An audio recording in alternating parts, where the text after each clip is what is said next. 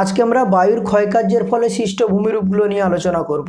আর আমরা দেখেছি কি যে বায়ু দুটো জায়গায় সবথেকে বেশি অ্যাক্টিভ থাকে, মরুভূমি অঞ্চলে এবং উপকূলীয় অঞ্চলে। এই দুটো স্থানে বায়ু সবথেকে বেশি সক্রিয় থাকে। এবং দেখেছি কি যে ক্ষয়কার্যের ফলে সৃষ্ট ভূমিরূপগুলো পড়ার আগে আমরা যদি একটু পদ্ধতিগুলো নামগুলো জেনে নিই তাহলে কিন্তু সুবিধা হবে। আমরা দেখেছি ক্ষয়কার্যে হেল্প করে বা সাহায্য করে যে সমস্ত প্রক্রিয়াগুলো, সেগুলো হলো কি, এক অবঘর্ষ প্রক্রিয়া, দ্বিতীয়ত ঘর্ষণ প্রক্রিয়া, তৃতীয়ত হলো অপবাহন প্রক্রিয়া। এই তিনটা প্রক্রিয়ার মাধ্যমে দেখতে পাচ্ছি কি যে বায়ু তার ক্ষয়কার্য করে এবং বিভিন্ন ধরনের ভূমিরূপ সৃষ্টি করে মরু অঞ্চলে বা উপকূল অঞ্চলে। এখানে মূলত দেখব কি মরু অঞ্চলে শক্ত শিলায় যে সমস্ত ভূমিরূপগুলো দেখা যাবে সেইগুলোর উপরে আমরা জোর দিয়েছি। প্রথমেই আমরা আসছি কি যে অপসারণ গর্ত। অপসারণ গর্ত বলতে বলা হচ্ছে, দেখো যে মরুভূমি অঞ্চলে স্বাভাবিকভাবে কি হবে যে এইটা ধরো কোনো একটা জায়গা এখানেই, তাহলে সুবিধা হবে যে এটা কোনো একটা ভূমির অংশ। কোথাও দেখতে পাবো এই ধরনের গর্ত সৃষ্টি হয়ে গেছে। এই ধরনের গর্ত বলতে বলা হচ্ছে কি এখানে কাজ করছে অপবাহন প্রক্রিয়া। ক্ষয় কিভাবে? কারণ দেখো এই অঞ্চলগুলোতে বায়ু অনবরত কি করছে, পদার্থগুলোকে তুলে নিয়ে চলে যাচ্ছে, অর্থাৎ উড়িয়ে নিয়ে চলে যাচ্ছে। ফলে কি হবে, এই অঞ্চলে ধীরে ধীরে গভীরতা বৃদ্ধি পাবে। আর গভীরতা বৃদ্ধি পেলে এই অঞ্চলে দেখা যাবে এক সময় ভৌমজল বাইরে বেরিয়ে আসে। তার মানে ভৌম জলতল যে ছিল সেটা উন্মুক্ত হয়ে যায়। অর্থাৎ দেখতে পাচ্ছি এখানে একটা গর্তের সৃষ্টি হয়েছে। এই গর্তকে বলা হচ্ছে কি যে অপসারণ গর্ত। তাহলে প্রথমেই আমরা যেটা পড়লাম বা আলোচনা করলাম যে অপসারণ গর্ত। এই গর্তগুলো বললাম কি যে বায়ুর ক্ষয়কার্যের ফলেই কিন্তু সৃষ্টি হলো। এবার দেখো এই অপসারণ গর্তকে কেন্দ্র করে দেখতে পাচ্ছি কি যে মরুদ্যান ভবিষ্যতে গড়ে উঠছে। ভবিষ্যতে কিন্তু এখানে ছোট ছোট ধরনের গাছ বা কাঁটা জাতীয় গাছগুলো এই জলটাকে কেন্দ্র করে, এখানে মূলত কি রয়েছে, ভৌমজল রয়েছে। এই ভৌমজলকে কেন্দ্র করে কিন্তু ছোট ছোট উদ্ভিদ এবং কিছু কাঁটা জাতীয় উদ্ভিদ এখানে জন্মাবে, যাকে আমরা বলছি কি মরুদ্যান। অর্থাৎ মরুভূমির মাঝখানে যে উদ্যান লক্ষ্য করা যায়, যা বলা যায় মরুভূমির স্বর্গ। এই মরুভূমির স্বর্গ কিন্তু এই অপসারণ গর্ত অঞ্চলেই হবে, কারণ এখানে ভৌমজল কিন্তু মিষ্টি প্রকৃতির হবে, সুতরাং স্বাদু জলেই এই ধরনের উদ্ভিদ জন্মাতে পারে। তাহলে এখানে আমরা অপসারণ গর্ত সম্পর্কে জানলাম, যেখানে বললাম কি যে মরুভূমি অঞ্চলে অবনমিত অংশগুলো যা অপবাহন প্রক্রিয়ায় সৃষ্টি হয়েছে সেই সমস্ত ভূমিকে বলবো কি আমরা অপসারণ গর্ত। এবার যদি অপসারণ গর্তের আমি উদাহরণ দেখি, বেশিরভাগ মরুভূমি অঞ্চলে কিন্তু এই ধরনের অপসারণ গর্ত দেখা যায়। কিন্তু সবথেকে বড় অপসারণ গর্ত রয়েছে মিশরের পশ্চিম দিকে কাতারার যদি আমি আয়তন দেখি, কাতারার আয়তন প্রায় 3200 স্কোয়ার কিলোমিটার অঞ্চল জুড়ে কিন্তু এটা অবস্থান করছে অঞ্চলটা। আর যদি ডেপথ দেখি, কারণ ডেপথ বা গভীরতাই তো মেন ইম্পর্টেন্ট এখানে, কারণ মরুদ্যান তো ভৌমজল বেরোলেই তবে কিন্তু মরুদ্যান সৃষ্টি হবে। সেটাও যদি দেখি 134 মিটার গভীরতা রয়েছে। তাহলে এখানে আমরা দেখলাম কি যে অপসারণ গর্ত ব্যাপারটা কি আমরা বুঝতে পেরেছি। এরপরে আমরা আসছি কি যে গৌর। তাহলে দ্বিতীয়ত আমরা আসবো কি যে গৌর বলতে আমরা কি বুঝি। দেখো গৌর বলতে বলা হচ্ছে মরুভূমি অঞ্চলে যদি কোনো শিলা অবস্থান করছিল, তুলনামূলক শক্ত শিলা যদি অবস্থান করে, তাহলে কি হবে, সেখানে আমরা দেখেছি যে এই রকম একটা ভূমিরূপের সৃষ্টি হয়, যেটা অনেকটা কি ব্যাঙের ছাতার ন্যায় ভূমিরূপ দেখা যায়, যাকে আমরা বলছি কি গৌর। এই গৌরগুলো যখন একত্রিত পরপর অবস্থান করবে তাকে আমরা বলতে পারি কি গারা। এই গৌর সৃষ্টি হলো কেন? দেখো গৌরের এই যে সবথেকে অংশ সরু দেখা যাচ্ছে, এটা কিন্তু মাটি থেকে প্রায় 1 থেকে 1.5 মিটার উচ্চতা থেকেই কিন্তু এই গর্ত বা নেকের সৃষ্টি হচ্ছে। আর উচ্চ অংশে কি বললাম, ছাতার মতো রয়েছে। অর্থাৎ মরুভূমি অঞ্চলে দেখা যাচ্ছে যে যদি কখনো অর্থাৎ বায়ু প্রবাহের পথে যদি কোনো শক্ত শিলা অবস্থান করে, তাহলে কি হবে, বায়ুর সাথে যে সমস্ত পদার্থ বাহিত হবে, অর্থাৎ কী ধরনের জিনিস বইবে, বায়ুর সাথে উঠতে পারবে সেই সমস্ত পদার্থ হলো ছোট ছোট বালুর রাশি, কণা, মূলত কোয়ার্টজ জাতীয় পদার্থগুলো কিন্তু বাতাসের সাথে ভেসে যাবে। এবার দেখো এই মাঝের অংশ বেশি ক্ষয় হতে গেল কারণ দেখো যদি বড় কণা হয় সে কিন্তু বেশি ক্ষয় করতে পারবে না, এখানে পড়ে যাবে, তার মধ্যে সেই শক্তি নেই। আর খুব যারা সরু তারা কিন্তু বাতাসের যত উপরে যাবে তার পরিমাণ যত কমে যায়, এছাড়া তাদের ক্ষয়কার্যের শক্তিও প্রায় কম থাকে। মাঝে মূলত মাঝারি আকৃতির ব্যাসযুক্ত যে কণাগুলো আছে সেগুলো কি হবে, মাঝের অংশে শিলাতে কি হবে, ধীরে ধীরে অবঘর্ষ প্রক্রিয়া, এখানে অবঘর্ষ প্রক্রিয়ায় কী হবে, ক্ষয় করতে থাকবে। ফলে কী হবে, চারদিকে বাতাস কিন্তু ধীরে ধীরে এই অংশতে বেশি ক্ষয় করবে, সেই কারণে এই অংশটা সব থেকে সরু হয়ে গেছে। আর উপরের দিকে ভারী মতো রয়েছে, শক্ত শিলা ছাতার মতো ছড়িয়ে রয়েছে, নিচের দিকেও গোড়াটা একটু মোটা আছে। এই ধরনের ভূমিরূপকে আমরা বলবো কি, যে গৌর। আর গৌরগুলোর উচ্চতা যদি দেখেছি প্রায় 400 মিটার হতে পারে, প্রায় 400 মিটার উচ্চতা কিন্তু হতে পারে। এবার দেখো এই গৌরগুলো কিন্তু আমরা কোথায় দেখতে পারি, গৌরগুলো কিন্তু আমরা বেশিরভাগ মরুভূমি অঞ্চলে দেখতে পারি। কালাহারি মরুভূমি রয়েছে, সাহারা মরুভূমি রয়েছে, এই সমস্ত মরুভূমি অঞ্চলে কিন্তু আমরা দেখতে পাবো গৌর। এরপরে আমরা চলে আসছি কি, যে দুটো তো বিষয় জেনে নিলাম, গৌর জানতে পারলাম, আর দেখতে পাচ্ছি কি আমরা যে জীবজ্ঞান কি, অর্থাৎ জীবজ্ঞান ব্যাপারটা যদি দেখতে হয় তাহলে আমি কিন্তু এই ছবিগুলো মুছে দিই, তাহলে কিন্তু সুবিধা হবে। দেখো এই ভূমিরূপটা ছিল, এই ভূমিরূপটা থেকেই আমরা আঁকবো। এখানে আমরা দেখব কি, যে শিলা অবস্থান করবে এইভাবে, অর্থাৎ শিলা অবস্থান করবে এইভাবে, অর্থাৎ ভূমির সাথে, এটা ভূমির সাথে পর্যায়ক্রমে অবস্থান করবে। পর্যায়ক্রমে যদি অবস্থান করে, এইভাবে অবস্থান করবে, তাহলে এখানেও কিন্তু আমরা দেখতে পাবো কি এইভাবে অবস্থান করবে।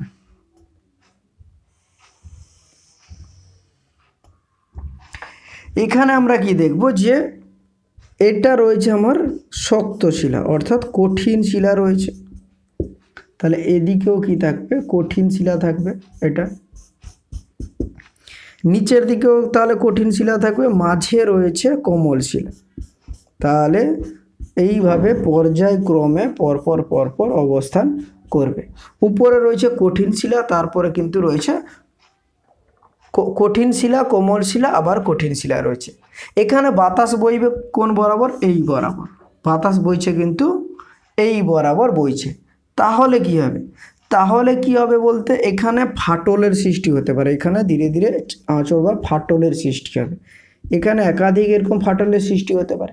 কারণ দেখো ফাটল কিভাবে সৃষ্টি হবে, এখানে বলেছিলাম দুটো বিষয়ে কাজ করে, এক বায়ু সৃষ্টি করতে পারে, আর দ্বিতীয় নম্বর কি, মরু অঞ্চল। এটা মরুভূমি অঞ্চলে দেখেছি কি উষ্ণতার ডিফারেন্সটা বিশাল, অর্থাৎ দিনের সব দুপুরবেলা আমরা দেখবো অত্যধিক উষ্ণতা, আবার রাতের বেলা কিন্তু প্রবল শীত। তাহলে যে কোনো শিলা, যে একটা শিলা রয়েছে, শিলার প্রসারণ এবং সংকোচনের মধ্যে কিন্তু ডিফারেন্সটা বিশাল থাকবে, কারণ প্রত্যেক দিন তাকে প্রসারিত হতে হচ্ছে উষ্ণতার কারণে, আবার কিন্তু রাতের বেলা শীতল হতে যাচ্ছে। এইভাবে সংকোচন প্রসারণ এইভাবে যদি হতে থাকে, তাহলে কোনো না কোনো সময় চিড় ধরবে। তাহলে এখানে বললাম কি চিড় ধরলো, এই চিড় ধরলে বা হালকা সরু ফাটলের সৃষ্টি হয়েছে, এই ফাটল বরাবর কী হবে, বাতাস বইছে, কারণ দেখেছি বাতাস এই বরাবর যাচ্ছে, এই বরাবর বাতাস যাচ্ছে, এই বরাবর যদি বাতাস যায়, এই চিড়টা একসময় বড় হবে, এই চিড়টা কিন্তু একসময় এরকম বড় হবে, একটু বড় হবে। এবার ধীরে ধীরে কি হবে, এই কঠিন শিলাটাও কিন্তু ধীরে ধীরে অল্প করে ক্ষয় পাবে, কারণ বলেছি এখানে মরুভূমির উষ্ণতার তারতম্য একটা বিশাল ফ্যাক্টরি, ও কাজ করে। এবার বায়ু কিন্তু অনবরত এখানে অবঘর্ষ প্রক্রিয়া চালাচ্ছে, এখানে অবঘর্ষ প্রক্রিয়া, ঘর্ষণ প্রক্রিয়া, সব প্রক্রিয়া চালাচ্ছে। মূলত অবঘর্ষ প্রক্রিয়াটাই কাজ করে, অবঘর্ষ প্রক্রিয়াটা এখানে কাজ করছে। ফলে একইভাবে এখানেও সেই একই জিনিস তৈরি হবে, একই বিষয় তৈরি হচ্ছে, যে কি হচ্ছে, যে ধীরে ধীরে ক্ষয় পাচ্ছে। ফলে কি হবে, এই যে গর্তটা, এই গর্তটা কি হবে, ধীরে ধীরে ধীরে ধীরে বেশি পরিমাণ হয়ে যাবে, এই গর্তটা বেশি পরিমাণ হয়ে যাচ্ছে। তাহলে এখানে আর শেষ জায়গাটা নেই, কঠিন শিলাকেও ক্ষয় করে দিয়েছে। ফলে কি হবে, এখানে আর একটু গর্ত হয়েছে। এরপরে আবার দেখা যাবে যে এই ফাটলটা কিন্তু আরও বড় হয়েছে, এই ফাটলটা কিন্তু আরও বড় হয়েছে, বড় হয়ে কি হলো, এই রকম বড় হয়ে নিচের অংশের সাথে কানেক্ট হলো। এবার দেখা গেল আবার ক্ষয় পেয়ে কোমল শিলা দ্রুত ক্ষয় করে নেবে। তার মানে দেখতে পাচ্ছি আজকে এখানে এসে পৌঁছেছে, আবার ধীরে ধীরে ক্ষয় হবে। এই অংশটাও কিন্তু একইভাবে কাজ হবে, এই অংশটাও কোথায় পৌঁছাবে, যে শক্ত শিলার উপরে কাছাকাছি পৌঁছে যাবে। তাহলে আমরা কি দেখতে পাচ্ছি, আমরা তাহলে দেখতে পাচ্ছি কি, এই অংশে আমরা দেখতে পাচ্ছি কি যে এই অংশটা উঁচু হয়ে আছে, এই অংশটা উঁচু হয়ে আছে, আর এইটা হলো খাতের আকারে অবস্থান করছে, এই অংশটা খাদ আকারে অবস্থান করছে। তার মানে এইখানে আমি ছবিটা যেটা দেখাচ্ছি যে এই রকম রয়েছে, এই রকম, আবার এই এই এই এই এইভাবে কিন্তু আবার শিলা অবস্থান করছে। তাহলে দেখো এখানে কিন্তু একটা জিনিস মাথায় রাখবে যে আমরা এইভাবে কিন্তু দেখিয়েছি কঠিন শিলা কোমল শিলা, এইভাবে কিন্তু কঠিন শিলা কোমল শিলা দেখিয়েছি। তার মানে এইটা আমার ছিল কঠিন শিলা, নিচেরটাও কঠিন দেখিয়েছিলাম, এটা আমার কঠিন শিলা দেখিয়েছিলাম, মাঝের অংশটাকে কোমল শিলা দেখিয়েছিলাম। তাহলে কি দেখা যাচ্ছে যে এই রকম ভূমিরূপ, যেটা কি পাশেরটাকে উঁচু পর্বতের মতো অবস্থান করছে, পর্বত নয় উঁচু ঢিপির মতো অবস্থান করছে, এই সাইডের অংশটা কিন্তু খাতের আকারে অবস্থান করছে। এই পর্যায়ক্রমে অবস্থানটাকে আমরা বলবো কি জীবজ্ঞান। তাহলে জীবজ্ঞানের ক্ষেত্রে দেখলাম কি শিলা কিন্তু এইভাবে অবস্থান করছে, কঠিন শিলা কোমল শিলা, কঠিন শিলা, কঠিন শিলা হার্ড রক, কোমল শিলা, কঠিন শিলা কোমল শিলা, সফট রক হার্ড রক, এইভাবে কিন্তু অবস্থান করছে, পর্যায়ক্রমে পরপর পরপর অবস্থান করছে। তাহলে এখানে কি হবে, এই ধরনের যে উঁচু নিচু যে ভূমিরূপটা দেখা যাবে তাকে আমরা বলবো কি জীবজ্ঞান। এই জীবজ্ঞানের ক্ষেত্রে বলা হচ্ছে কি এই ধরনের ভূমিরূপও কিন্তু প্রায় সমস্ত মরুভূমি অঞ্চলে দেখা যাবে। সুতরাং জীবজ্ঞানটাও তোমাকে ভালো করে রেডি করতে হবে। এর সাথে যেটা আমাদের সমস্যা হয় সেটা হলো কি এয়ার দাগ, সমস্যা যেটা হয়ে থাকে সেটা হলো এয়ার দাগ। এয়ার দাগ নিয়ে কিন্তু সবারই সমস্যা হয়ে থাকে, কারণ এর সাথে গুলি যায়। এখানেও কিন্তু এয়ার দাগের ক্ষেত্রেও কিন্তু অবঘর্ষ প্রক্রিয়ায় কাজ করবে, কিন্তু শিলার পর্যায়ক্রমটা আলাদা হবে। এয়ার দাগের ক্ষেত্রে বললাম কি পর্যায়ক্রমটা আলাদা হবে, অর্থাৎ কি এখানে আমরা দেখছি শিলা এইভাবে অবস্থান করছিল, অর্থাৎ hard rock soft rock, hard rock soft rock, hard rock এইভাবে অবস্থান করছিল। এখানে ঠিক উল্টোভাবে অবস্থান করবে, অর্থাৎ বলা হচ্ছে কি যে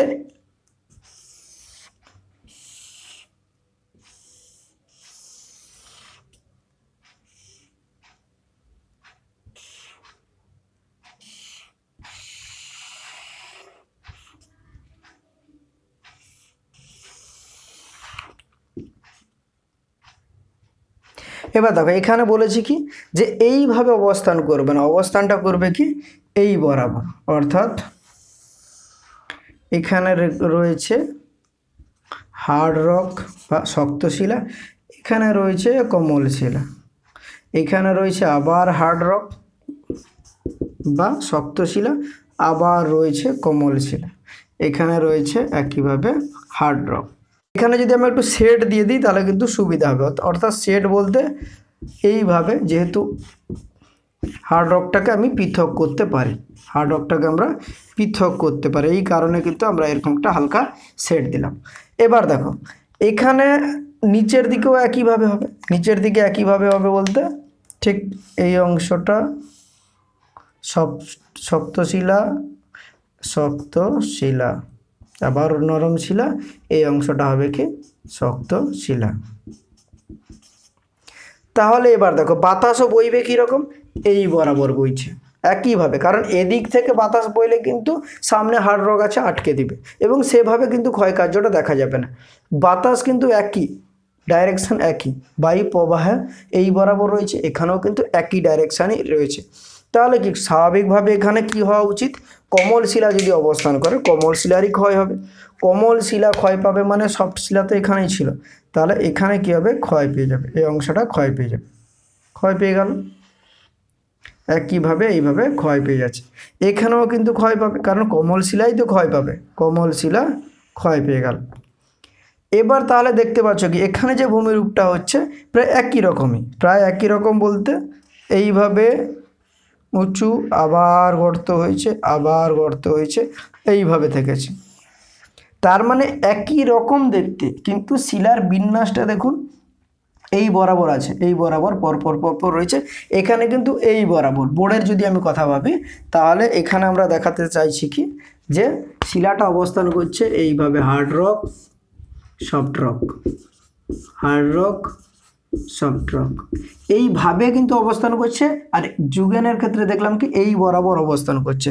ফলে এখানে যে ভূমিরূপটা সৃষ্টি হবে দেখো এই অংশটা খাতের মতো অবস্থান করছে, এর পাশের অংশটা কিন্তু উঁচুভাবে অবস্থান করছে। কিন্তু এখানে একটা ঘটনা ঘটে, সেটা হলো কি যে অনবরত ধীরে ধীরে আমরা দেখব কি এই অংশটা সরু হতে থাকবে, কারণ ক্ষয় চলতে থাকলে এটা অনেকটা সরু হতে থাকবে, এই অংশটা সরু হতে থাকবে। সরু হলে একে বলা হচ্ছে কি নিডল, একে বলা হচ্ছে কি নিডল। নিডল কাকে বলা হচ্ছে? এই সরু তীক্ষ্ণ মতো অংশগুলোকে নিডল বলা হচ্ছে। আর এই অংশগুলো অর্থাৎ এই যে লাল দেখিয়েছি এই অংশগুলো, এই অংশটা অনেকটা সুড়ঙ্গের আকারে অবস্থান করে। এগুলোও কিন্তু আমরা দেখতে পাবো কি আমাদের যে থর মরুভূমি আছে এখানেও কিন্তু আমরা দেখতে পাবো, সাহারাতেও দেখতে পাবো, কালাহারিতেও কিন্তু এই ধরনের ভূমিরূপ আমরা দেখতে পাবো। এর উচ্চতাও যদি দেখি, এর উচ্চতাও দেখি গড়ে দেখবো আমরা যে প্রায় 40 মিটার পর্যন্ত এদের উচ্চতা হতে পারে, 40 মিটার পর্যন্ত উচ্চতা হতে পারে। আর 10 থেকে 15 মিটার, 10 থেকে 15 মিটার এই সরু খাতগুলো, এই সরুর যে ডিস্টেন্সটা 10 থেকে 15 মিটার হয়ে থাকে। এইগুলোকে বললাম কি সুড়ঙ্গ বলা হয়, কারণ সুড়ঙ্গের আকারে পরপর চলে গেছে, বাতাসে ধীরে ধীরে ক্ষয় করতে করতে করতে একসময় দিক দিয়ে বেরিয়ে গেছে, তারপরে এটা সুড়ঙ্গ আকারে এঁকে বেঁকে চলে গেছে। কারণ আমরা সবসময় সোজা দেখেছি, সুড়ঙ্গ আকারে বেরিয়ে গেছে। এবার মাঝের যে অংশটা ছিল এটা বলেছিলাম কি ধীরে ধীরে সরু হতে থাকবে, কারণ কি দু সাইডে ক্ষয় হবে অনবরত, কিন্তু বাতাসের বলেছিলাম বাতাস যেমন ক্ষয় করবে, দ্বিতীয় বলেছিলাম যে উষ্ণতাও এখানে একটা বিশাল ফ্যাক্টর হিসেবে কাজ করে। তাহলে ধীরে ধীরে এখানে ক্ষয় হবে, ক্ষয় হলে কী হবে এই যে তীক্ষ্ণ বা সরু অংশ দেখা যাবে, যেটা বলা হচ্ছে কি যে মোরগ যে দেখেছো মোরগের অনেকটা ঝুঁটির মতো মানে সরু হয়ে যায়, একে বলা হচ্ছে কি নিডল।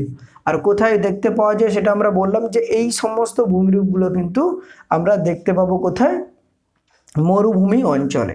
তো আজকে আমরা দেখলাম যে অপসারণ গর্ত কাকে বলে, গৌর কাকে বলে, যুগেন কাকে বলে, এয়ারদাং কাকে বলে।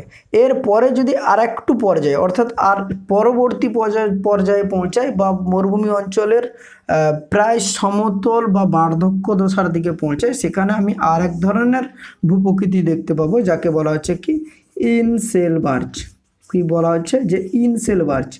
ইনসেলবার্চ হলো কি যে প্রবাহ পথে যখন মরুভূমি অঞ্চল মোটামুটি এগিয়ে আসছে দিয়ে সমতলের সাথে মিলে যাচ্ছে, এখানে বা উপকূলীয় অঞ্চল আছে এইভাবে কোনো একটা অঞ্চলের সাথে মিলিত হতে যাচ্ছে, তার ঠিক আগের পর্যায়ে দেখবো কি সেটা বার্ধক্য পর্যায় হয়। এখানে কি দেখা যাচ্ছে যে কখনো কখনো এরকম উঁচু উঁচু অংশ দেখা যায়, যেটা কিন্তু খুব উঁচু নয়, খুব উঁচু নয়, অনেকটা টিলা আকারে অবস্থান করে। তার মানে কি এগুলো কিন্তু দীর্ঘদিন ধরে, এই টিলাগুলো শক্ত শিলা দ্বারা গঠিত, দীর্ঘদিন ধরে কিন্তু বিভিন্ন প্রক্রিয়ায় ক্ষয় হয়েছে, বিভিন্ন প্রক্রিয়ায় কিন্তু ক্ষয় হয়েছে, অর্থাৎ বায়ুর যে বিভিন্ন প্রক্রিয়া রয়েছে তার মাধ্যমে ক্ষয় পেয়ে পেয়ে টিবির মতো অবস্থান করছে, বা একে বলা হয় কি অনুচ্চ শিলা। অনুচ্চ কারণ বললাম কি খুব উচ্চতা থাকে না, এই অনুচ্চ প্রকৃতির টিলা বা শিলাগুলোকে কি বলা হচ্ছে ইনসেলবার্চ। তাহলে দেখলাম কি মরুভূমি অঞ্চলের বার্ধক্য দশায় দেখতে পাবো কিছু শিলা, শক্ত প্রকৃতির শিলা যারা কিন্তু অনুচ্চ প্রকৃতির হয়ে থাকে, ওই ধরনের শিলার অবস্থানকে বলবো বা উচ্চভূমিকে আমরা বলবো কি যে ইনসেলবার্চ। এই ইনসেলবার্চও কিন্তু আমরা সেই 2-4টা মরুভূমির অঞ্চলের মধ্যেই ঘোরাঘুরি করবে, সেটা কালাহারি হতে পারে, সাহারা হতে পারে, গোবি হতে পারে, থর মরুভূমি অঞ্চলে কিন্তু এই ধরনের ইনসেলবার্চ আমরা দেখতে পাবো। এদের উচ্চতা দেখা গেছে 10 থেকে 15 মিটারের কাছাকাছি হয়ে থাকে। তো আমরা আজকের ভিডিও এইটুকু এইখানেই শেষ করলাম, কারণ আমরা প্রথম থেকে একটা কথা বারে বারে বলছি যে আমরা এখানে কনসেপ্ট ক্লিয়ার মানে কনসেপ্টটাকে ক্লিয়ার করার জন্য এই ভিডিও আমরা আলোচনা করি। এখানে তুমি নোট পেতে চাইলে টেলিগ্রামের লিঙ্কে তোমাকে যেতে হবে, সেখান থেকে তোমাকে নোট পেতে হবে। এটা শুধুমাত্র বোঝার তোমাকে শুধু বোঝাবো এই উদ্দেশ্য নিয়ে এখানে কিন্তু ভিডিও বানানো হচ্ছে। সুতরাং যদি ভিডিও ভালো লাগে বা তোমরা ইন্টারেস্টেড থাকো তাহলে অবশ্যই কমেন্ট করো এবং জানাও। আর আমরা পরবর্তী সময়ে কিন্তু লাইভ ক্লাস নিয়ে আসছি। লাইভ ক্লাসে তোমরা যদি আগ্রহী থাকো, সেখানে আমরা টেস্ট পেপার সময় টেস্ট পেপার নিয়ে আলোচনা করি। মূলত কোশ্চেন আনসারই চলতে থাকবে, যাতে তুমি মাধ্যমিকে বেটার রেজাল্ট করতে পারো। এটাই আমাদের টার্গেট থাকে, যাতে চ্যাপ্টার ওয়াইজ কিন্তু আমরা আলোচনা করব। যেমন কি চ্যাপ্টার ওয়াইজ আমরা আলোচনা করব এবং সাথে সাথে অ্যান্সার বলা হবে। এমনটা নয় শুধু কোশ্চেন বলা হবে, কোশ্চেনের সাথে সাথে অ্যান্সারগুলোও বলা হবে। এবং কেনটার উপর বেশি জোর দিতে হবে, কারণ কেন না জানলে কিন্তু তুমি পরীক্ষায় কখনো ভালো রেজাল্ট করতে পারবে না। সুতরাং হোয়াই ছাড়া ভালো অ্যান্সার হবে না, এবং তোমাকে কী ধরনের লিখতে হবে তাও কিন্তু আমরা ধীরে ধীরে আলোচনা করব। ধন্যবাদ, ভালো থাকো, সুস্থ থাকো।